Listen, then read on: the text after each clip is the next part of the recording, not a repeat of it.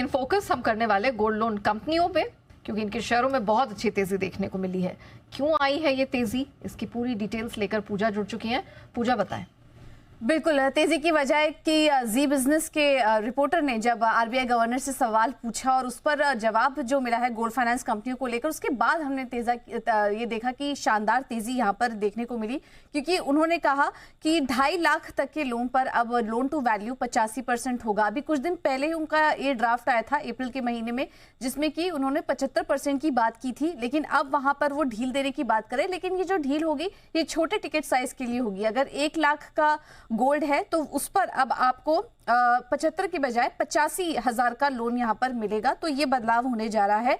और इसके अलावा ये भी उनका कहना था कि ये ड्राफ्ट जल्द ही जारी होगा, हो सकता है कि सोमवार तक इसका ऐलान भी हो जाए, क्योंकि जो पुराना ड्राफ्ट आया था उसमें थोड़ी सख्ती की बात की गई थी। आरबीआई को थोड़ा कंसर्न हो रहा था जिस तेजी से गोल्ड लोन में इजाफा वो देख रहे थे, तो उसके बाद उन्होंने एलटीवी रेशियो 75% कर दी थी। और कुछ मालिकाना हक को लेकर भी यहाँ पे बात की गई थी कि जिस गहने की मालिकी तय नहीं हो पाई उस पर लोन नहीं मिलेगा।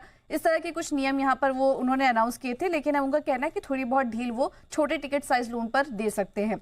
अब इससे गोल्ड फाइनेंस कंपनियों को भी काफी फायदा होगा और इस वजह से हम देख रहे हैं कि यहाँ पर बड़ी तेजी नजर आ रही है। मुथूट फाइनेंस, जिसका कि ज्यादातर कारोबार गोल्ड लोन से ही है, मनप्पुरम फाइनेंस का करीब 51% योगदान इस स्पेस से आता है, आईएफएल फाइनेंस, और इसके साथ ही साथ एलएनटी फाइनेंस में भी हम तेजी देख रहे हैं, क्योंकि ये भी गोल्ड फाइनेंस में उतरने वाली थी।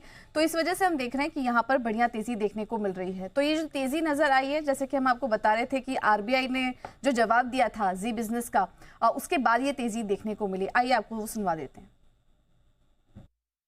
जब भी हम कोई परिपत्र या रेगुलेशन या डायरेक्शन इशू करेंगे तो उससे पहले हम 2 चीज़ें करेंगे। एक चीज़ हम कंसल्टेशन करेंगे, दूसरा हम उसका क्या इम्पैक्ट है उसका हम स्टडी करेंगे। तो उसी को ध्यान में रखते हुए ये भी हमने मसौदा गोल्ड लोन के बारे में हमने जारी किया।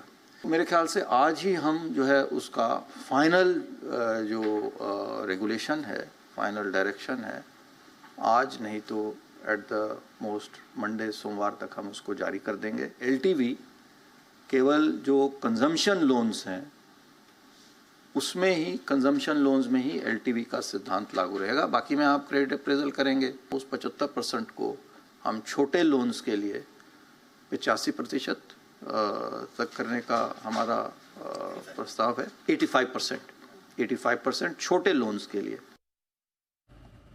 तो ये है आपके लिए गवर्नर साहब की तरफ से पूरा ये ऐलान होता हुआ दिख रहा है। ये गोल्ड लोन कंपनियों में ज़बरदस्त तेज़ी दिख रही है। सेठी साहब जो बार बार लगातार रिकमेंड करते भी आए, और स्पेशली मनापुरम भी। सेठी साहब, अब इस खबर के बाद क्या है आपको पसंद? बिल्कुल अनिल जी, डेफिनेटली एक बहुत ही पॉजिटिव न्यूज है। और पिछले 2-3 दिनों से लग भी रहा था कि गोल्ड कंपनीज के लिए या हाउसिंग और रियल एस्टेट कंपनीज के लिए कुछ आरबीआई पॉलिसी में अलग से होना चाहिए।